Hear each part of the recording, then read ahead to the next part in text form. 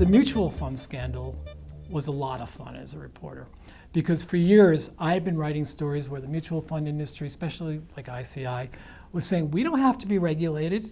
You know, we haven't been involved in a major scandal.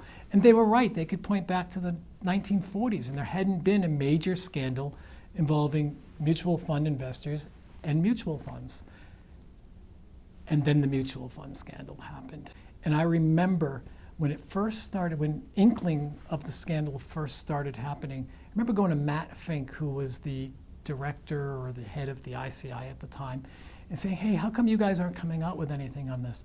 He went ballistic at me over the phone for this, and he was just outraged that I was even bringing it up. Of course, it had just started, and not too many companies were involved in it yet. Well, it turned out to be a really big deal, and eventually, of course, the ICI had to come out and make statements. But by then, it had just kind of snowballed. And every story I wrote for, I would say, a year and a half, 2 years, was about the mutual fund scandal.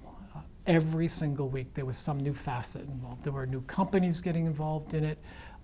There were bigger losses. Then the regulators started piling on, and there were fines. I mean, it was crazy for the mutual fund industry, which, by comparison, was pretty staid up until the mutual fund scandal.